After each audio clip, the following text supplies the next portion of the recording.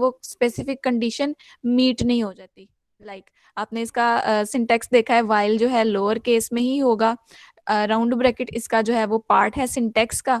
Round bracket के अंदर basically आपने वो वाली कंडीशन लिखनी होती है कि जिस कंडीशन के मीट होने तक ये काम रिपीट होता रहेगा। तो ये लॉजिकल एक्सप्रेशन होता है। कोई लॉजिकल एक्सप्रेशन का पता है ना, वो जो आप लोग कंपैरिजन ऑपरेटर वगैरह लगाकर या समथिंग लॉजिकल उसमें ऑपरेटर्स यूज करते हो, तो उसको हम कंडीशन भी कहते हैं, इफ में कहा था, है ना।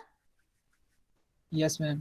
तो वाइल के राउंड ब्रैकेट के अंदर आप कंडीशन लिखते हो, और अगर तो मोर देन वन स्टेटमेंट्स आपने वाइल के साथ कनेक्ट करनी है, जो कि मोस्टली आपने करनी होती हैं, तो आप क्या करोगे, उसके साथ करली ब्रैकेट से बॉडी इनक्लोज कर लोगे। ठीक है, यहाँ से बॉडी स्टार्ट की, यहाँ से बॉडी खत्म की, और इसके अंदर वो सारा काम जो आप इसके वाइल के अंदर रिपीटेडली करवाना चाहते हो।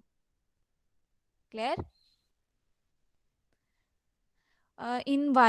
इन जावा while is a reserved keyword. हमने बात की थी कि जो लैंग्वेज अपने पास कुछ अल्फाज चूज कर चुकी है ना, जो अपनी उसमें रख चुकी है डिक्शनरी में, तो वो हमारे पास रिजर्व्ड वर्ड्स होते हैं। हम अपना कोई वेरिएबल वाइल नाम का नहीं बना सकते, जैसे हम अपना कोई वेरिएबल मेन नाम का नहीं बना सकते। तो जो भी उसके सिंटेक्स का पार्ट है उसको हम रिजर्व वर्ड कहते हैं।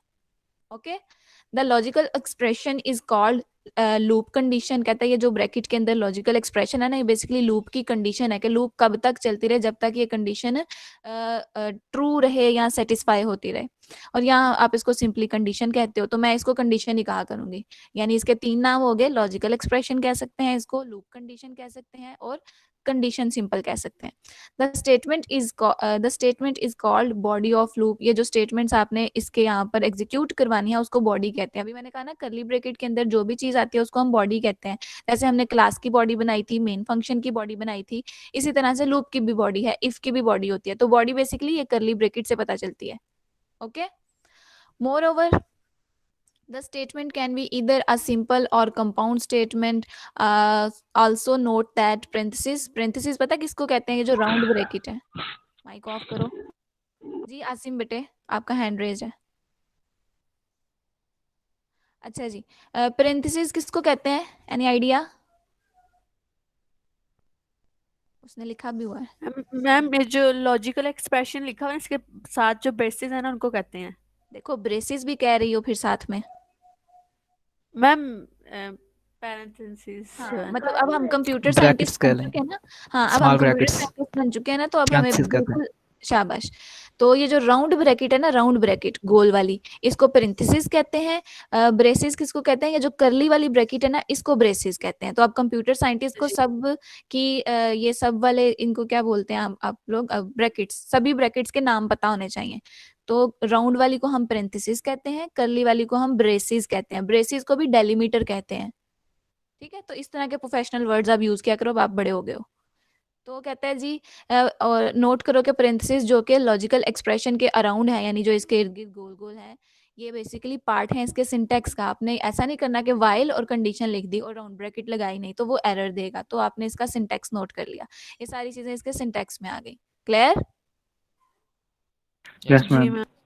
मैम। फ्लो, फ्लो के ऊपर हमने बात की हुई है। फ्लो क्या होता है, बेसिकली आपके प्रोग्राम को किस तरह से एग्जीक्यूट किया जाएगा या आपका प्रोग्राम किस तरह से चलेगा, उसको हम पिक्टोरियली बता रहे हैं। तो क्या कहता है जी, यहाँ से ये एरो है ना, एरो साइन एंटर हो रहा है यहाँ पर।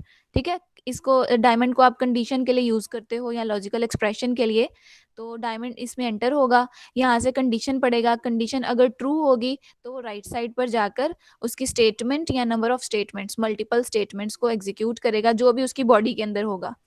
ट्रू करने के बाद वो नीचे नहीं जाएगा। इफ क्या करता था, वो नीचे चला जाता था ना,